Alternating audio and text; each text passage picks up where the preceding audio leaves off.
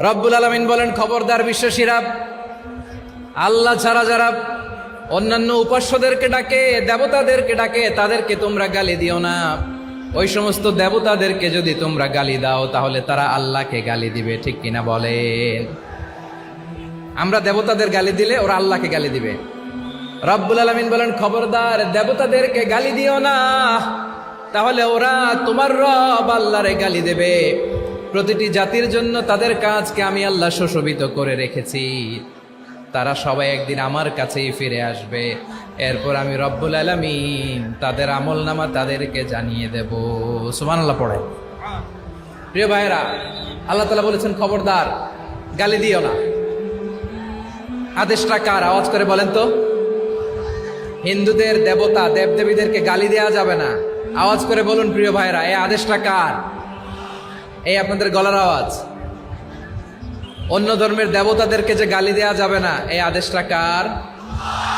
আরো জোরে বলুন, কার? গালি দিবেন কোন দেবতাকে? দিবেন? যদি দেন তাহলে ওরা আল্লাহরে গালি দিবে। তাহলে আল্লাহরে গালি খাওয়াইলো কে? আপনি। ঠিক কিনা বলেন? আমি আল্লাহকে গালি খাওয়ানোর কারণ হলাম, কারণ আমি যদি গালি না দিতাম ওরা আমার রবকে গালি দিত না। আওয়াজ করে বলেন ঠিক কিনা? তাহলে প্রিয় ভাইয়েরা, ইসলাম আমাদেরকে শিখায়, সূরাতুল আনআমের 108 নম্বর আয়াত থেকে আমরা বুঝলাম, কোন ধর্মকে ছোট করা যাবে না। অন্য ধর্মকে ছোট করা মানে ইসলামকে ছোট করা। অন্য ধর্মের দেবতাকে গালি দেওয়া মানে আল্লাহকে গালি খাওয়ানো। আওয়াজ করে বলেন ঠিক কিনা? খবরদার, এটা করা যাবে না। আর অন্য ধর্মের দেবতাকে যদি আপনি গালি দেন, ওরা ইসলাম থেকে দূরে সরে যাবে। যাও ইসলামের প্রতি আকৃষ্ট হয়েছিল আর কোনোদিন ইসলামের ধারে কাছে আসবে না। আওয়াজ করে বলেন ঠিক কিনা? এজন্য কখনো কোনোদিন অন্য ধর্মের দেবতাদেরকে গালি দেওয়া যাবে না। অন্য ধর্মের কোনো দেবতাদেরকে আমরা গালি দিব না, গালি দিব না, বরং ইসলামের beauty, the beauty of Islam, ইসলামের সৌন্দর্যকে আমরা তুলে ধরব।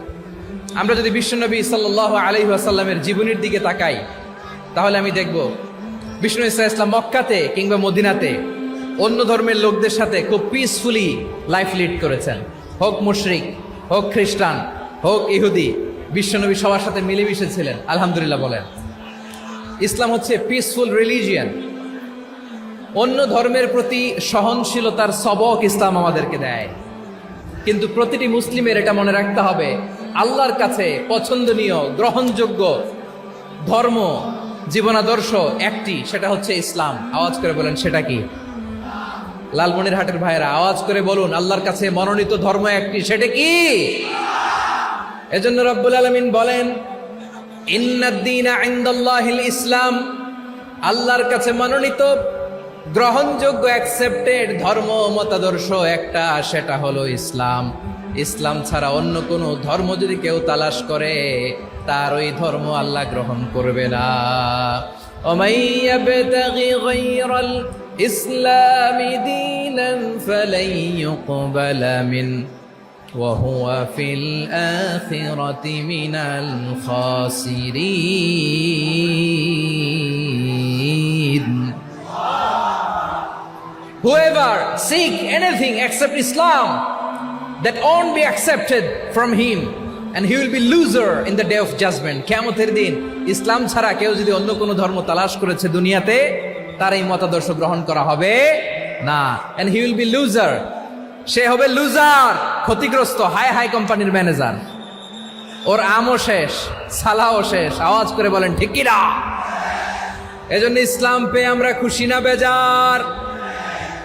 প্রত্যেক নামাজ শেষে আমরা আল্লাহরে বলি, আল্লাহ রাদিতু বিল্লাহি রাব্বা ওয়া বিল ইসলামি দীনা ওয়া বি মুহাম্মাদিন নাবিয়ান ওয়া রাসূলা। ও আল্লাহ, তোমারে রব হিসেবে পেয়ে আমরা খুশি। ও আল্লাহ, ইসলামকে ধর্ম হিসেবে পেয়ে আমরা খুশি। বিশ্বনবীকে আমাদের রাসূল পেয়ে আমরা খুশি। ঠিক কিনা বলেন?